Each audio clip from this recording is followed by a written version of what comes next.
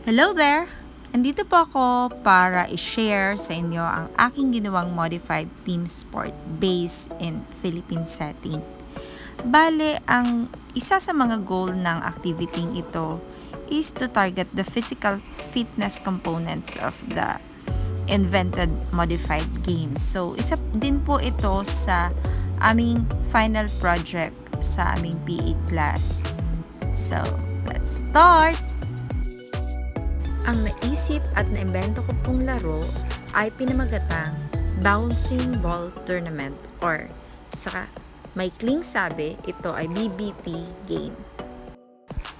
History and background. Ball Bounce Tournament or BBT game is an indoor Filipino sport invented by Evangeline Flor de Liza Lira, yours truly. This was created in the midst of pandemic last June 30, 2021. The purpose of BBT game is to create alternative way of playing outdoor sports during this pandemic. BBT games are played in a curved wooden table using the elements of football, volleyball, and table tennis. This sport was inspired from the ball game called Tech Ball, which was invented in 2014 in Hungary by two football players, Gabor Bonsani and Victor Lazar. Description of the game. BBT game is a combination elements of football, volleyball, and table tennis. This is an indoor ball sport that are played by two teams which consist of 4 members for each team. Objective. The objective of ball bounce tournament is for each team to bounce the ball at the table using the feet and knees only. Hindi po pwedeng gamitin ang other parts of the body like head, chest, or even arms. Hands can only be used during po nagsiserve ang server. Physical fitness components. One of the main goals of this activity is to target the physical fitness component of the invented modified games. So, BBT game physically fitness components are cardiovascular endurance, muscular strength, muscular endurance, flexibility, and body composition. Equipment. The equipment of this game is first, of course, there should be a curved table with the length of 6 feet and the width should be 3 feet and height is 3 feet as well. We'll also need a football in order to play this game. Playing area. This picture shows as an example of a playing area of BBT games or bouncing ball tournament game. This is an indoor game, so all we need is a spacious area and there is no specific size required on this as long as the players will have enough space to execute the game, and then that will be fine, totally fine, right? Number of players. BBT games requires only 2 teams with 4 members for each team. So there will be 2 main players and the other 2 are substitute in case there is an injury or need for replacement for each team in order to win the game. Game officials. The ball bounce tournament game officials are referee, scorer, and 2 line judges who are required to umpire an official game of ball bounce tournament. Scoring.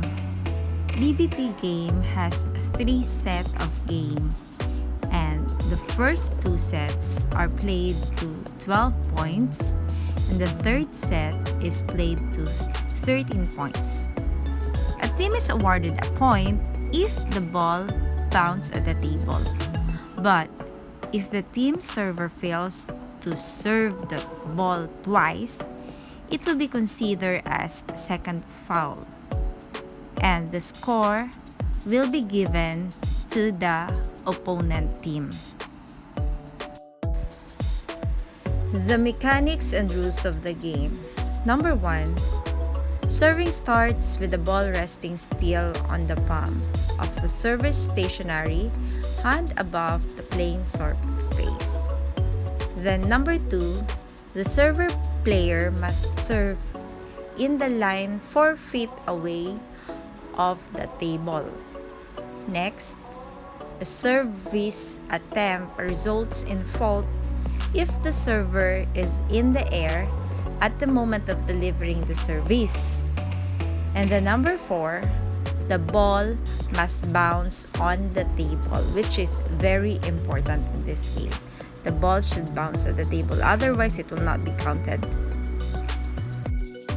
Number 5, after a failed attempt of service, the server may attempt a second service. 2 failed service attempts in succession constitute a double fault. And sabi ko nga po kanina, after 2 fails of serving, yung it will also be added as 1 point to the opponent team. Yun po. So number 6, if the ball is in the possession of the server, the opponent is also ready to receive the serve. The server has 5 seconds to serve. So, hindi po pwedeng magtagal doon. Number 7 is striking the ball at service does not constitute a touch. The server may use the knees and feet one more time in a rally, after which he must not use different part of the body to return the ball. Only feet and knees are allowed. Remember, it should only be feet and knees. Okay? Ooh, hang on guys. Okay pa ba kayo? We're almost there. We're in number 8. So, number 8, if the serving attempt results in the edge of the ball and after the ball bounces on the ground, then the service has to be repeated. But 2 edges balls in succession is considered 1 failed service attempt. Then 2 failed service attempts in successions constitute a double fault. Yeah? And then number 9, in doubles, if the non-receiving player of the double touches the ball after the service in the case of an edge ball, then the constitute a failed return and a point is awarded to the serving doubles. So, next is number 10. In case a server is disturbed and or does not wish to continue the service, then the serving player must drop the ball to the ground without touching it. After 2 such consecutive occurrences, it constitutes a failed serving attempt. Yeah? And 11, it is the player's responsibility to execute the service so that the main referee and the assistant referee is satisfied with the player's compliance with the requirements of the rules. Okay pa ba kayo? Ang haba, no? We're almost there. As in, very near na talaga. I think this will be the last slide. So, we're on 13. Number 13. The server shall first make a service and then the receiver shall then, by touching the ball, a maximum of twice play to his or her partner, who shall then return the ball to the opponent's playing surface or pass back to his or her partner.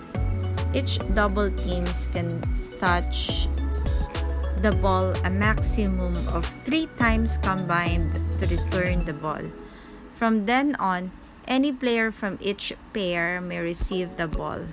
So, last but not the least, number 14, the first team to win the best out of 3 sets wins the game.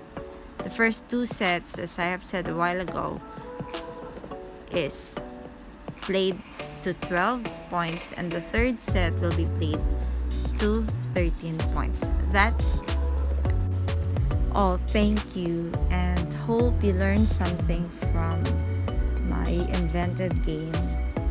Thanks again for listening, and have a great day ahead, and keep safe, everyone. God bless you all. Thank you. Bye.